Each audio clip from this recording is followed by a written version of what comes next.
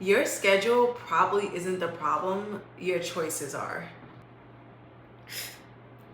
I know that probably stung just a bit, but what I've seen working with so many ambitious women is a lot of times we don't need another planner, we don't need a new calendar, we are blaming TikTok and others for different issues that we have going on in our lives. But really, we need a wake up call. So, in today's episode, if you are up for the challenge, which I know you are because you're highly ambitious and you love to learn and grow, I'm going to be covering 6 hard truths that will make you more productive. Now, these 6 hard truths were also hard for me to accept as well. So you're not in it alone, but I'm coming from a loving place and I'm going to help you uncover these 6 hard truths and utilize them to actually make you better. Until you get radically honest about what's actually holding you back, your productivity will stay the same instead of get better.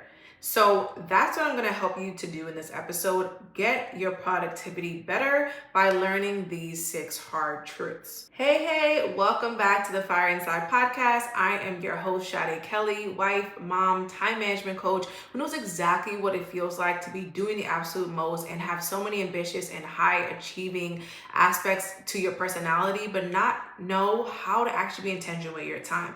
I'm going to help you to learn how to get it all in, get it all done in a timely manner, in a peaceful way through this podcast. If you are not already subscribed to this podcast, what are you doing, sis? What are you doing? Make sure you are subscribed. Make sure that you are engaging with this podcast week to week, liking, commenting, sharing with other women so we can all learn and grow together. So let's get into these hard truths. I am excited to actually go through these now, y'all.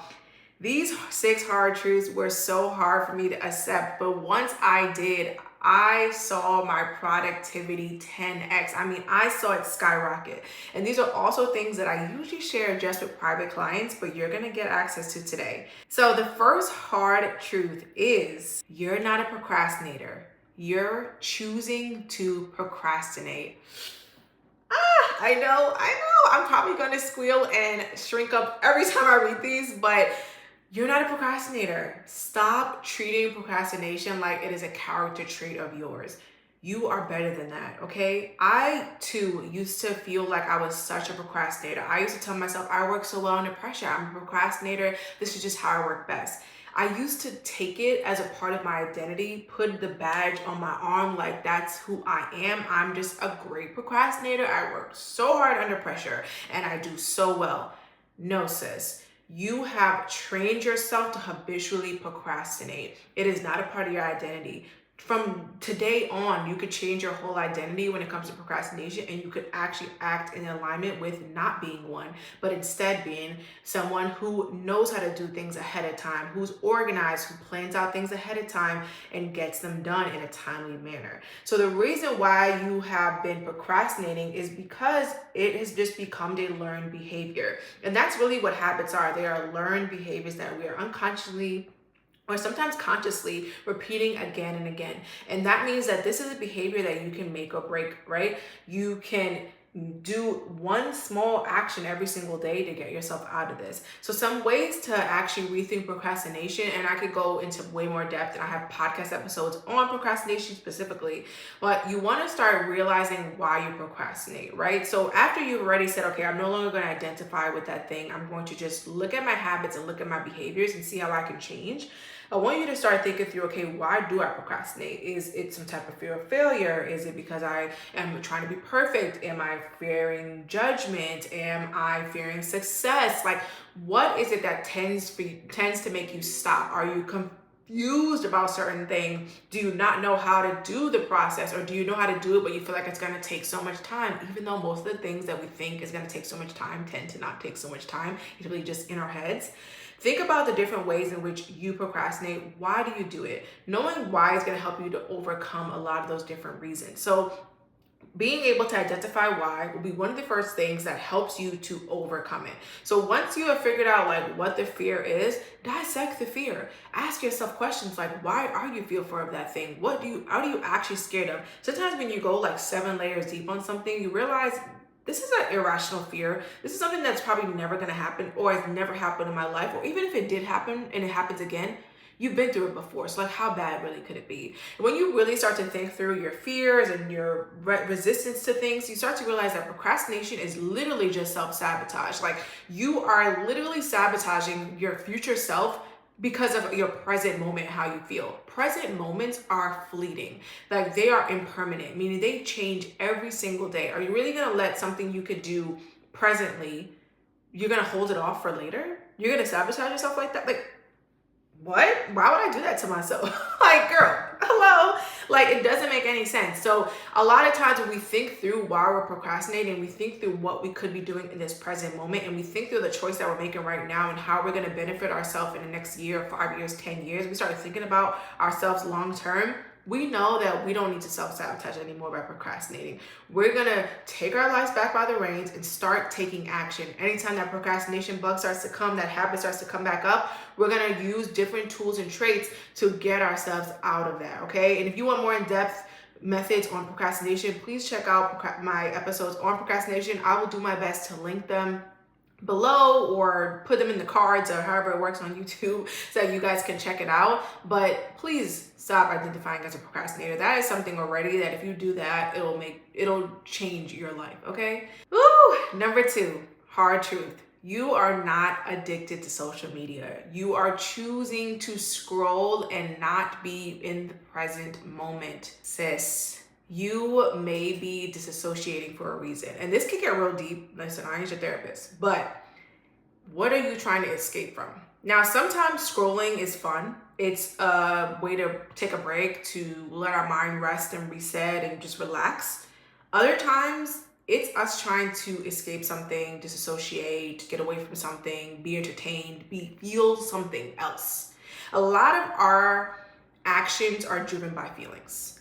And it really runs everything for us. Now, even us, logical people, we are still driven by feeling. And a lot of times when we're just scrolling endlessly, we blame it on being addicted to social media. Now, I'm not saying that these social media apps don't make addictive parts to their apps. Like, they do purposely put something you want to see in the first page every time you open the app to see if you'll engage with it. They do certain colors and noises and notifications and things of that nature to hook you in. That is a fact, okay? I used to work in social media. I used to work in advertising. I know what they do, okay? Like, I was a part of that world, and I still am in a sense, but through my own business.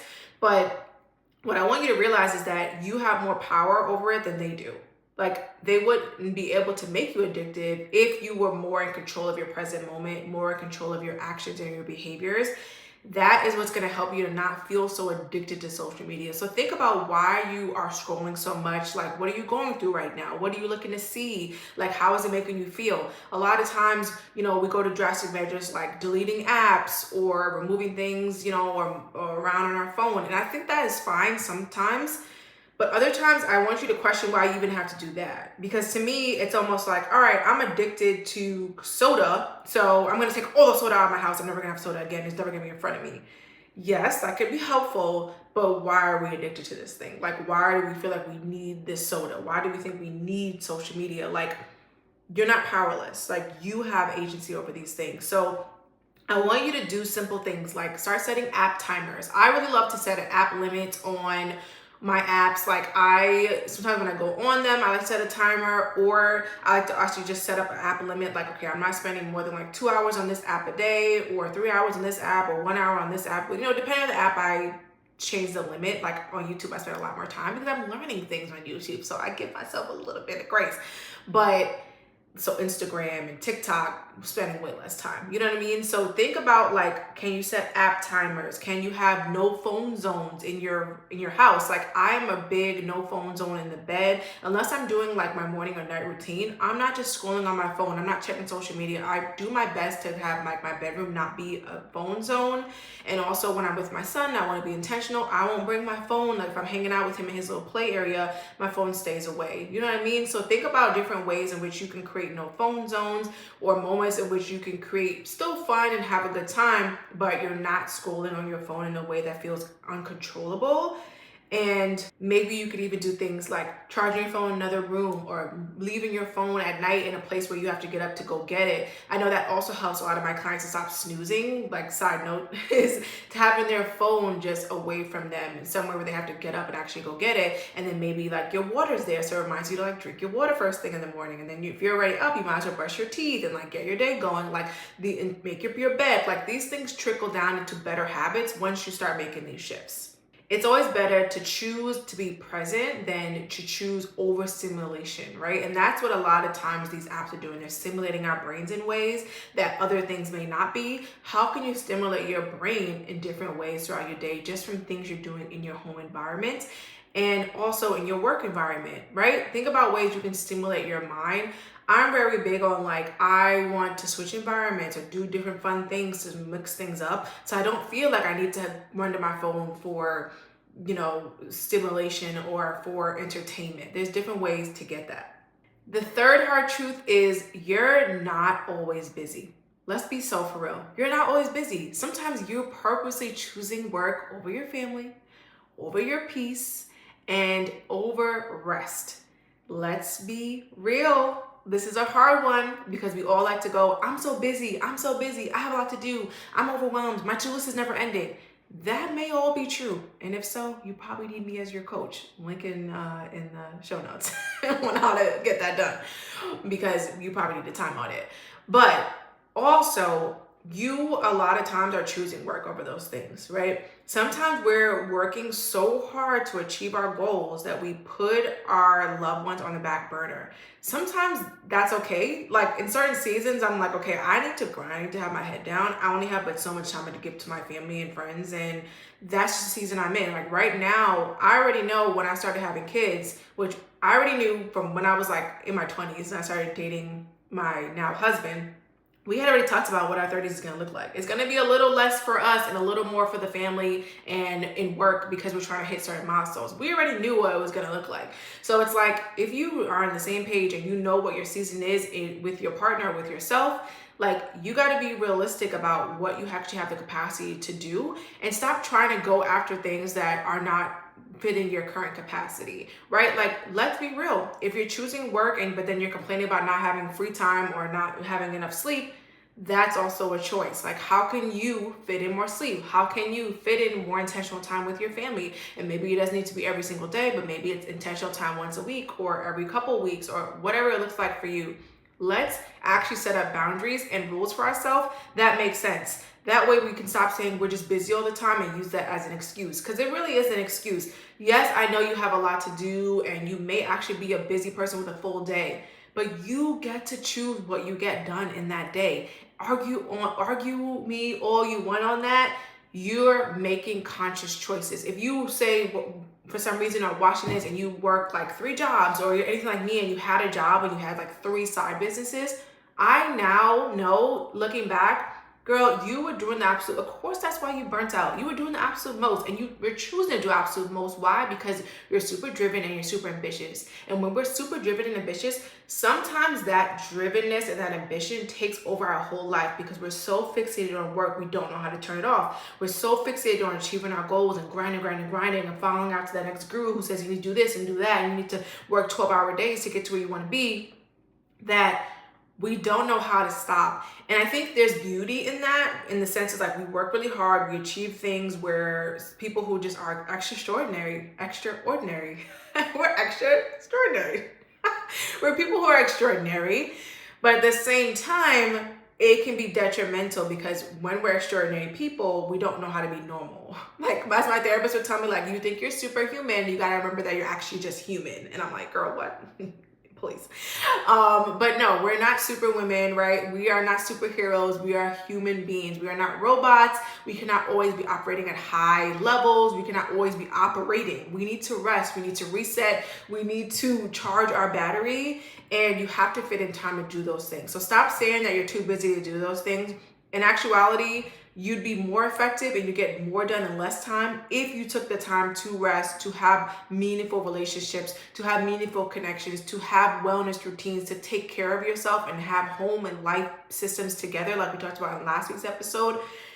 If you did those things, you'd be more effective in your work anyway. So remind yourself of that. I have to remind myself of that when I am working, even to this day, and I'm trying to get through something. I'm like, if I could just keep going, I know I could get, I'd be like, girl, if you're too tired, you need to reel it back in. Remember that rest is productive. Remember that if you rest and you reset and you do your wellness routines and you actually take the time to be calm, you'll be more effective in the long run. So do your future self some good by making the best possible present moment decision.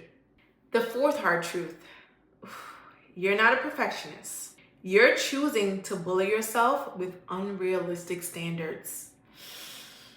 Ooh, not us bullying ourselves, not us choosing to self-sabotage. Yes, I have been there.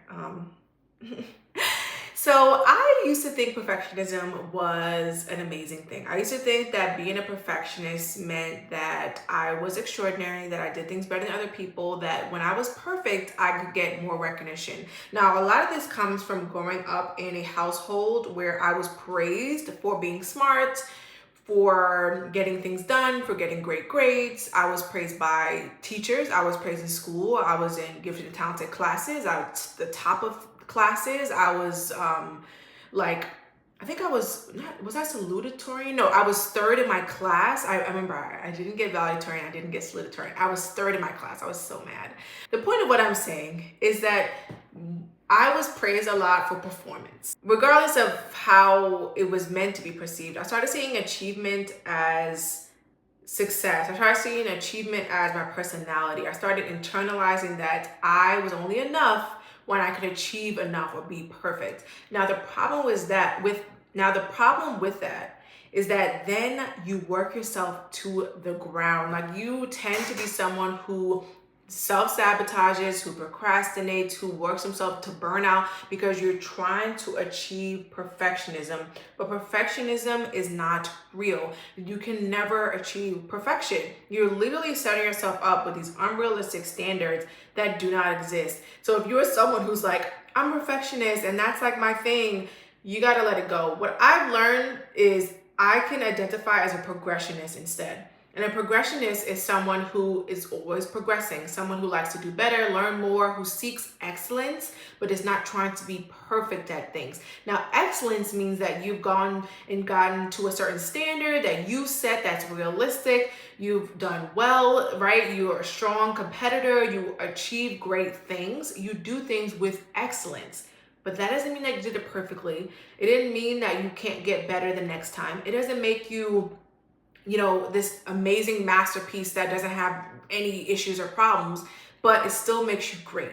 And I think just that small shift is going to free somebody listening to this because it shifted so much for me in my life. And I realized like, okay, mistakes are part of this process, right? Mistakes are just data getting collected. And the more data collected, the better I can be. If I stop being so fearful of making mistakes and I allow myself to just maybe do a B job sometimes because I can't get to an A at this time, I don't have the capacity, it is okay. Most of the time, we're the one judging ourselves. Like I said, we're our own bully. We're judging ourselves. We're putting all this pressure. We're leaving ourselves analysis paralysis trying to be perfect. And there's no reason for it. And when we get down to the root, it's really just us delaying action because maybe we're not ready, or maybe we don't believe in ourselves, or maybe we think that we have to achieve these unrealistic standards to even be enough. And when we start training ourselves that you're enough just as you are as a human, and this takes work, but once we've done it and we realize that mistakes are just a part of the process, everybody makes mistakes. The more mistakes I make, the better I get. Then you allow yourself to just progress and progress and progress. And the beautiful thing is like when you're a progressionist, you know that life can only get up and up and up. And like we'll have dips and peaks and lows and whatever else, but we know that we're always just progressing and we're looking for new ways to be better, to learn, to grow, but we're happy where we're at and we're content where we're at the same time. And another thing with that, stop caring so much what other people think because they're not thinking about you as much as you're thinking about you. And that is something I had to accept. A lot of times I still think about what is this person going to think? What are they going to say? What are they going to... No. What is little you gonna think? I like to think of myself as like a little girl sometimes. And I actually heard Kendall Jenner say this in Jay Shetty's podcast where she was like, she used to have a picture of herself that she would look at and remind herself like anytime you're about to bully yourself or do something that you know you don't need to be doing, look at that little girl and think about, would you do that to that little girl? Like, look at little you and think, would I criticize her? Would I judge her? Would I worry about what other people thought of her? No. You're still that little girl deep inside. Like, we are always, I mean, everyone talks about it, right? Like our inner child, our inner child, inner child. Channel that then. Channel it for something good for once, right? We always talk about inner child like it's a bad thing sometimes. And it's like, our inner child is a good thing. And she wants to be nurtured. She wants to be cared for. Think about her when you're about to take certain choices or actions, and stop judging her, right? You wouldn't judge her. So stop judging yourself. The fifth hard truth, you don't need more time. You need to be utilizing your time better. Now, this one grinds my gears. I'm not gonna hold you. I'm so tired of people saying like, oh, we don't have the same 24 hours in a day as Beyonce. Yes, you do. We all have 24 hours in a day. It is just the time structure that we have been given. Accept it and move the heck on. You have 24 hours in the day. Stop trying to do a million things in the day. I remember having to tell so many clients, like, you have these lists of like 10, 20 things you're trying to do on Monday. That is why you're not getting nothing done. Give yourself 2 things. Give yourself 3 things. Give yourself 4 hours worth of work in an 8-hour day, and watch how much you're able to get done better, get more in depth with, and feel more content at the end of the day. That trickles down into every day of your week. You got to stop saying you need more time because you don't, and you're never going to get more time. You're not getting more than 24 hours, right? The only way to gain back time is to utilize your time better. And that's why I always say to clients, like, once we start getting your time together, you start to realize that you have 2 hours here, 2 hours there, 4 hours in a day. I help clients get like 4 hours back a day. That's 28 hours back in a week. I've had a client literally come to me and say, Shadi, I have 2 more hours left in my day. What do I do with this time? Do I want to sleep? Do I want to work out more? Do I want to hang out with friends? Like, what do I do? Do I want to go on hikes? And it's like, girl, time can open up when you are utilizing it better, but you gotta stop saying to yourself that you need more of it. Really, what you need to do is create systems. You need to realize that you're mismanaging your time. You need to realize that you're not planning it out very well. You probably need to hire a time management coach, right? Or maybe you need to start off with my starter kit, but you have to just figure out how you are letting your time go by, right? And once we can conscious of our time, we've audited it, we understand it better, then we can start to utilize it better. And then we stop saying things like, I just need more time, I just need more time, because that is just a false belief. It appears to be real, it appears to be a nice answer to things, but it's just never really gonna happen. So learn to just utilize your time better, and you won't feel like you just need more time. And the sixth hard truth, this one is going to be extra hard to hear, but you are not undisciplined. There is an area in which you are disciplined in your life. The problem is you are choosing to break promises to yourself. Yes, sis, you are breaking promises with yourself. That is all being undisciplined is. And I do it too. I'm not going to sit here and act like I'm not undisciplined in certain areas of my life. I very well know where I've broken promises to myself, and I've had to accept it. It is hard. It is hard. I'm not gonna act like it's easy. But knowing it and being truthful and honest about it helps me to create change. Because if I act oblivious to these things, I'm not gonna create any change. Only self-awareness will create change. You have to first be aware of what you need to change before you can take the actions to actually change. Let's actually be honest with ourselves and be so for real that we're choosing to be undisciplined. We're choosing not to show ourselves love in the way in which we should on purpose. Now, once again, why would we do that? Looking at little me, why would I do that to her, right? How can I create systems? How can I create new habits that actually support my success? How can I trust myself more? How can I channel areas in which I'm disciplined into other areas where I could be more disciplined? Now, I have so many podcast episodes on self-discipline. I will do my best to leave them in the show notes, but the reason why I wanted to share this hard truth is because we have to start showing up for ourselves in the way in which we want to. Because if we don't, we're gonna just keep living life on a cycle, on a repeated hamster wheel that feels like we're trapped inside of it, but really we're not trapped. We're just choosing to be a victim of it, and we can choose differently.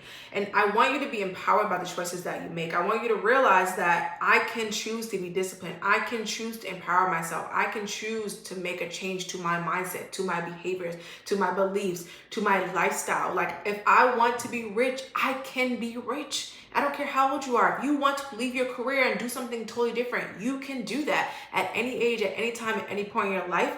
You just have to first support yourself, be aware of how you're going to get there, make the plan, and follow through until you get it. Pivot, adapt, adjust as needed.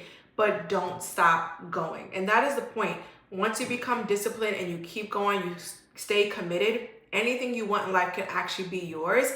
And I want every ambitious person to know that. Like, we're already hardworking people, we're already high achieving people, but sometimes we forget that like we're in control of our lives and that we can only do but so much at the same time, meaning that we can control what we can control, but there are a lot of things outside of our control at the same time. And we have to be okay and have grace with both. And the whole point of doing this episode on these hard truths was to help you just live in more alignment. I want you to start seeing that a lot of the things we say don't align with the things we actually want or what we truly want to believe. Sometimes we forget that like just because we think a thought or we believe that we actually have that belief, we don't actually have that belief because it's not in our actions, it's not shown, and in what we say, it's not said. So it's like I want you to be conscious of what you're saying, what you're thinking, and how you're acting, because all of those things is what's going to shape your life. So as always, as your action item, pick one of these hard truths and start implementing some of the strategies that I shared so that you can do and be better. Now, these truths might have been hard to hear, but I want you to know that I did it out of love and that you now know how to take these hard truths, accept them, see which ones are relevant for your life, and move forward. That is the whole point of hearing these hard truths, to really think about how they are affecting your lifestyle and choose better so you can get out of this cycle that you're in and see actual change in your life. If you're ready to do more that matters to you with clarity and consistency, go ahead and apply for coaching. I would love to coach you this upcoming season. Go ahead and just book a time on a call. That is the best way for us to get to know each other and see how I could potentially be the coach for you to help you to achieve every single goal that you have. I am rooting for you as always. Please be sure to like this episode if you learned something from it, if you enjoyed it. Please leave a comment, let me know what your feedback was, and share this with 5 of your friends and family so that way they can learn and grow and hear these hard truths as well, because they are given to you out of love to help you just live an overall better and more intentional life. I'll see you guys in the next episode. Take care. Bye.